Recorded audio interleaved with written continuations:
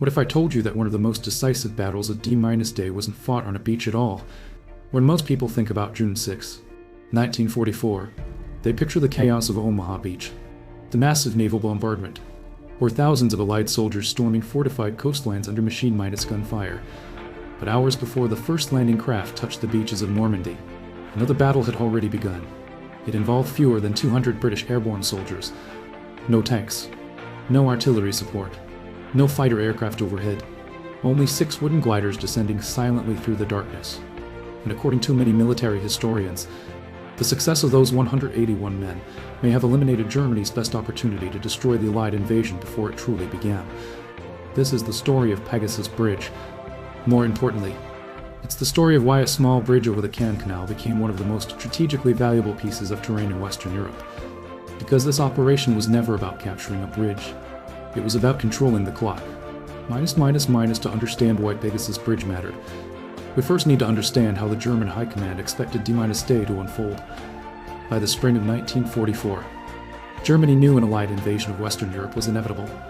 The question wasn't if it would happen. The question was where. Most German intelligence assessments focused on the Pause-Calais region, the narrowest point between Britain and France. It seemed the logical choice. The crossing was shorter. Supply lines would be easier. Major ports were nearby. Even after Allied forces landed in Normandy, many senior German commanders initially believed it was merely a diversion designed to draw forces away from the real invasion farther north. At the same time, another strategic debate was unfolding inside the German command structure. Field Marshal Erwin Rommel believed Allied air superiority had fundamentally changed modern warfare. Once the invasion began, German armored formations moving during daylight would be exposed to constant attacks from Allied fighter-minus bombers. His conclusion was straightforward. The invasion had to be defeated immediately while our troops were still vulnerable on the beaches. Waiting even a single day could make victory impossible. While the commanders disagreed, they preferred holding armored divisions farther inland as a centralized reserve, allowing Hitler to commit them only after identifying the main landing area. The compromise satisfied no one. Several panzer divisions remained close enough to respond, but many still required authorization from Hitler himself before moving. That decision-making process would later become one of the most controversial aspects of Germany's response on D-Day. Despite those disagreements. German operational planning rested on one critical assumption. Any large scale Allied invasion would begin from the sea. The beaches were considered the decisive battlefield. What received far less attention was what happened several miles inland. That's where geography quietly shaped strategy. East of the future Sword Beach lay to bridges crossing the Caen Canal and the Orne River near the village of Benoît-Uville. On an ordinary map, they appeared insignificant. Small crossings connecting rural roads across narrow waterways, but military maps told a different story. For German armored units stationed east of the landing area, these bridges formed one of the fastest routes toward the beaches. Destroy them, and Allied airborne forces landing east of the river would become isolated. Keep them under German control, and armored counterattacks could potentially strike the eastern flank of the invasion before Allied reinforcements fully arrived.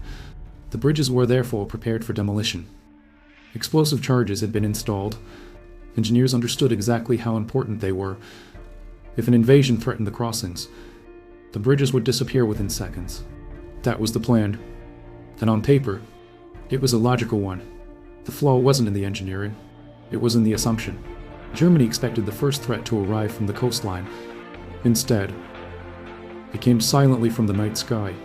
The British had chosen an entirely different approach. Rather than fighting toward the bridges after landing on the beaches, planners decided to seize them before the invasion officially began. The mission would be carried out by D Company of the Oxfordshire Buck and Hagerschen Light Infantry under the command of Major John Howard. Howard wasn't known as a battlefield celebrity. Before the war, he had served as a police officer in Oxford. His reputation came from relentless preparation rather than dramatic leadership. For nearly 18 months, his company rehearsed the mission repeatedly. Every field, every hedgerow, every bridge approach, every possible German firing position. Pilots studied aerial photographs until they could navigate the landing zone almost entirely from memory.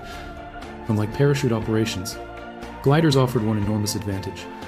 If they landed accurately, an entire assault force could arrive together.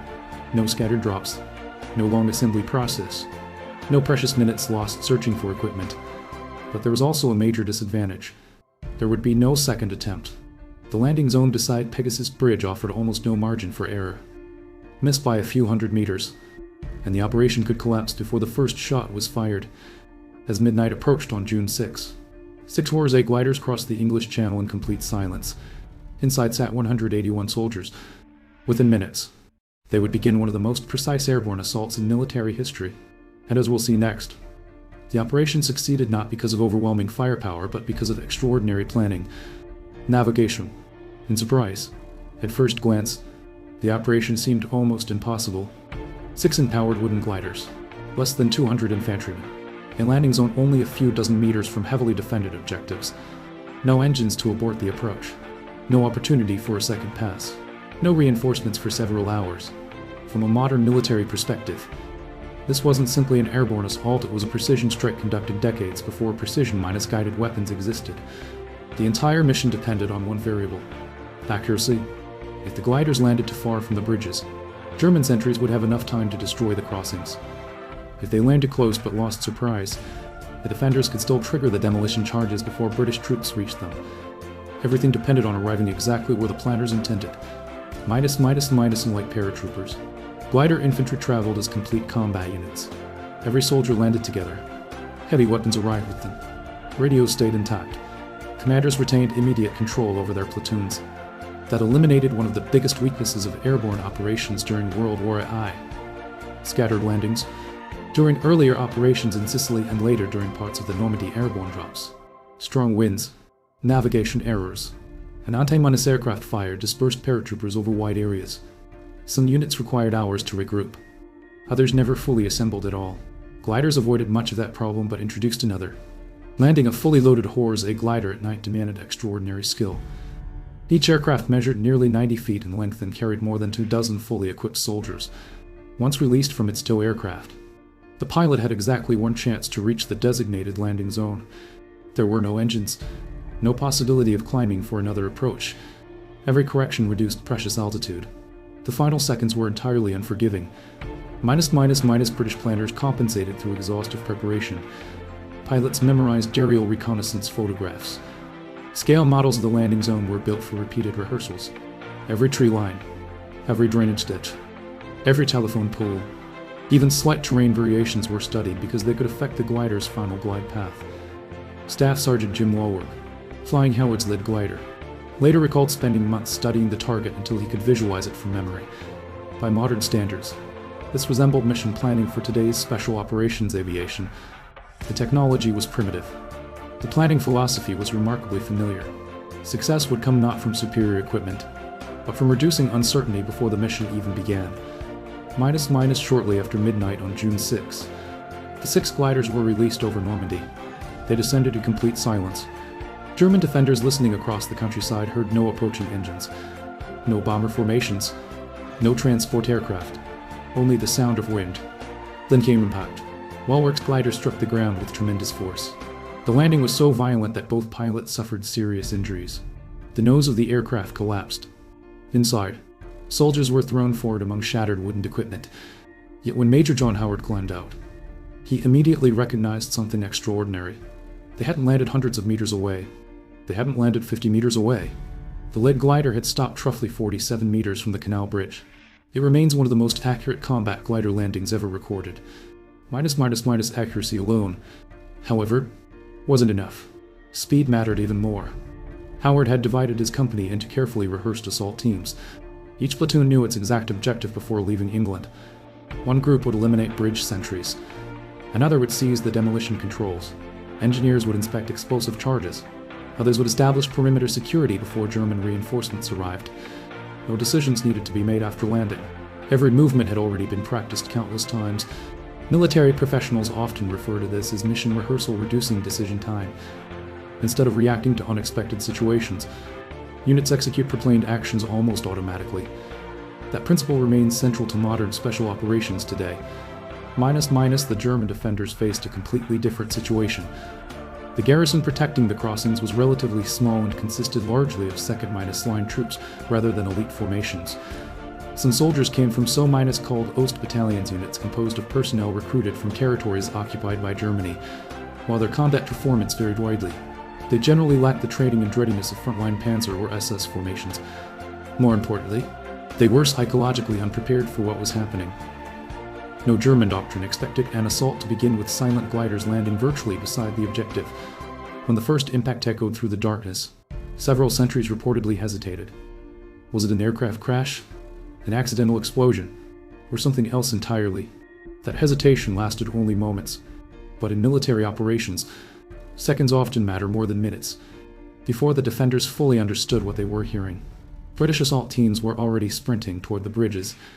Lieutenant Denborough Ridge led the assault on the canal bridge. His platoon crossed almost immediately after leaving the shattered glider. German machine gun fire finally erupted, but by then British soldiers had already reached defensive positions surrounding the bridge. Though the Ridge was fatally wounded during the assault, becoming the first Allied serviceman killed by enemy fire on D-Day. His sacrifice came within minutes of the operation beginning. Meanwhile, other assault teams located the demolition equipment. Explosive charges had indeed been installed beneath the bridge, but crucially, the firing mechanism never activated, whether because of confusion, disrupted communications, or the speed of the British assault. The Germans failed to destroy the crossing before losing control of it. Within roughly 10 minutes of landing, both the canal bridge and the nearby Orne River Bridge were in British hands. From a tactical perspective, the assault had been almost textbook, but strategically, the mission had accomplished something far more significant. It had denied German commanders the freedom to move or destroy the most important crossings on the eastern flank of the Normandy invasion, and that success would soon trigger something the Allies had hoped for all along: confusion inside the German command system, where delayed decisions would prove just as decisive as battlefield victories. By approximately 12:10 p. The assault itself was essentially over. The bridges were intact. The demolition controls had been secured, and the small British force had accomplished what many planners considered the most difficult airborne objective of the entire Normandy invasion. But capturing Pegasus Bridge was only half the mission. Holding it would prove even harder. Major Howard understood exactly what would happen next. The German command might be confused, but eventually local units would realize that both crossings had fallen. Once that happened, every available force in the area would be directed toward Benoît-Uville. His men immediately shifted from assault mode to defense. Machine guns were positioned to dominate the roads leading toward the bridges. PIAT anti-tank launchers were assigned likely vehicle approaches. Mortar teams established firing data before daylight. Engineers searched every structure for hidden demolition charges or German observation posts. Within minutes, the objective had transformed from a raid into a defensive strongpoint. Meanwhile, confusion was spreading through the German command network. Reports arriving from the front were fragmented and often contradictory. Some officers reported isolated parachute drops. Others believed British commandos had landed from the sea. Several units simply reported unidentified enemy forces near the canal. No one immediately understood that an entire airborne operation had landed directly on one of the most important transportation nodes in Normandy. According to German post-war records, local commanders initially believed the attack involved only a small raiding party. That assumption delayed the concentration of larger forces. Instead of launching one coordinated counterattack, German units arrived piecemeal. Militarily, that made an enormous difference. Defenders occupying prepared positions almost always possess a force multiplier. A smaller unit can repeatedly defeat larger attacking forces if those attacks arrive sequentially rather than simultaneously. Howard's company was about to prove exactly that. The first German response came before dawn. Infantry approached from Benoît-Uville using trucks, apparently expecting the bridges to remain under German control. Instead, they drove directly into carefully prepared British firing lanes. Machine guns opened fire almost immediately. The lead vehicles were disabled. The columns stopped. German soldiers attempted to deploy under fire, but the exposed road offered little protection. Within minutes, the attack collapsed. Another attempt followed from a different direction. Again, it failed. Howard's defensive positions forced every attacker into predictable avenues of approach. Instead of fighting across an open battlefield, the Germans were being funneled into narrow corridors where British firepower could be concentrated with maximum effect. Then came an even greater threat. As daylight approached, German armored vehicles began appearing on the roads leading toward Pegasus Bridge. This represented exactly the scenario Allied planners had feared. If armor crossed the bridges before reinforcements arrived from Sword Beach, the eastern flank of the invasion could unravel. Howard's men possessed only a handful of PIAT anti-tank launchers. By modern standards, the weapon was primitive. It relied on a spring-driven spigot system rather than conventional rocket propulsion. Its effective range was extremely short. Accuracy depended almost entirely on allowing enemy armor to approach dangerously close. Yet in defensive warfare, terrain can compensate for technological limitations. Corporal Bill Gray positioned himself beside the road and waited. He allowed the late armored vehicle to close the distance until escape was impossible. One shot. One hit. The vehicle erupted in flames. The following German vehicles halted almost immediately, without armored support leading the advance. Accompanying infantry hesitated. The attack lost momentum before it could even reach the bridge. From a tactical perspective, this was far more significant than the destruction of a single vehicle. It reinforced the impression that the British force defending Pegasus Bridge was much stronger than it actually was. German commanders now faced an increasingly confusing battlefield. Every report suggested stubborn resistance. Every attempted assault encountered prepared defenses. Every hour that passed strengthened the Allied position. According to several post-war German assessments, commanders consistently overestimated the size of the force occupying the bridges. Some estimates suggested several hundred men. Others believed an entire brigade had already crossed. In reality, fewer than 200 British soldiers continued holding both crossings. But battlefield perception often matters more than battlefield reality. If commanders believe they're facing superior forces, they naturally commit resources more cautiously. That hesitation bought Howard something more valuable than ammunition. It bought time. And on D-Day, time was the single resource Germany could never recover. Yet Howard knew his company could not hold indefinitely. A determined armored assault would eventually overwhelm them. The real question was no longer whether the bridges could be defended. It was whether Allied reinforcements could arrive before Germany finally organized a full scale counterattack. That race between British reinforcement and German mobilization would decide not only the fate of Pegasus Bridge, but potentially the entire eastern flank of Operation Overlord. By mid-Midas morning on June 6, the battle around Pegasus Bridge had entered a new phase. The objective was no longer survival. It was endurance. At approximately noon, the sound that Howard's men had been waiting for finally echoed across the Normandy countryside, not tank engines, but bagpipes. Leading the advance was Lord Lovett's 1st Special Service Brigade, which had fought inland from Sword Beach almost exactly according to schedule. Howard later joked that Lovett had arrived minutes late. In reality, those 2 minutes hardly mattered anymore. The critical window had already closed. Pegasus Bridge had remained in Allied hands throughout the only period that truly counted. Military history often remembers dramatic battles, but campaigns are usually decided somewhere else. Not on the bloodiest battlefield, not where the largest armies collide. Instead, victory often belongs to the side that controls movement. Throughout history, bridges, mountain passes, ports, rail junctions, and road intersections have determined campaigns far more often than spectacular firefights.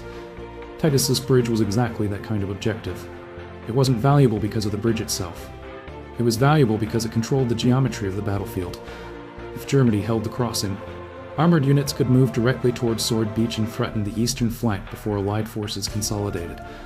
If Britain held it, every German movement had to slow down, reroute, or wait for engineers. That delay mattered more than destruction. Modern military planners sometimes describe this concept as mobility denial. You don't always defeat an enemy by destroying his forces. Sometimes you win simply by denying him the ability to arrive where he needs to be. Howard's company achieved exactly that. With fewer than 200 soldiers, they temporarily controlled the movement of an entire operational sector. Looking back, one question continues to fascinate military historians. Could Germany have defeated the Normandy landings if its armored divisions had reached the beaches before noon? There is no definitive answer, but most serious historians agree on one point. The first several hours after an amphibious landing are usually the attacker's most dangerous moment.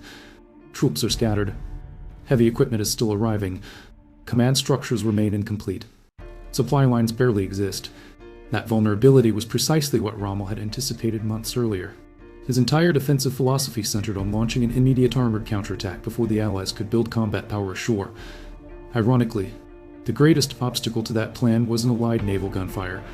It wasn't Allied air superiority. It wasn't even the Atlantic Wall. It was time. Every delayed report. Every uncertain commander. Every interrupted road movement.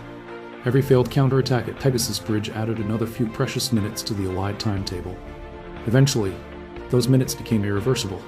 Once additional infantry, artillery, engineers, and armored vehicles began flowing inland from Sword Beach. The opportunity for a decisive German counterattack disappeared forever. Germany still possessed capable divisions, but it no longer possessed the initiative. In military operations, initiative is often impossible to regain once lost. More than 80 years later, Pegasus Bridge remains relevant not because armies still use gliders, but because the underlying principles have never changed. Modern militaries may rely on helicopters, tilt-rotor aircraft, precision-guided weapons, drones, or cyber operations. Yet every operational plan still depends on critical infrastructure. Bridges, airfields, ports, rail hubs, communication nodes, energy networks. Military planners now refer to these locations as critical terrain. Control them, and entire campaigns begin to favor your side. Lose them, and even numerically superior forces may find themselves reacting instead of maneuvering. Whether examining conflicts in Eastern Europe, the Indo-Pacific, or the Middle East, one lesson repeatedly appears. Wars are rarely decided only by firepower. They are decided by logistics, by timing, by movement, and by controlling the few places where all three intersect. Pegasus Bridge became one of history's clearest demonstrations of that principle. Most visitors who stand on Pegasus Bridge today see a quiet canal in the French countryside. The traffic is ordinary. The water moves slowly. Nothing immediately suggests that this peaceful crossing once determined the fate of an invasion, but history often hides its turning points in surprisingly ordinary places. On June 6, 1944, hundreds of thousands of Allied soldiers would eventually land across 5 beaches. Thousands of ships would cross the English Channel. Aircraft would fill the skies above Normandy. Those images became the symbols of D-Day. Yet before any of that could fully unfold, another battle had already reached its conclusion. Not on a beach, not aboard a battleship, not inside a command bunker, but beside a small canal, where 6 silent gliders landed in darkness and 181 soldiers sprinted less than 50 yards toward a bridge. They had no certainty that reinforcements would arrive, no guarantee they could hold until sunrise, no way of knowing whether history would remember their names. Their mission was remarkably simple: capture the bridge, hold the crossing, buy time. In the end, they accomplished something far greater. They closed the only road that mattered before Germany even realized the race had begun. Sometimes history changes because millions of people move. Sometimes it changes because a handful of soldiers arrive first. On the morning of June 6, 1944, the road to Normandy was not decided at the water's edge. It was decided in the darkness, beside a quiet canal, where one bridge remained standing because it did. The course of the Second World War moved in only one direction.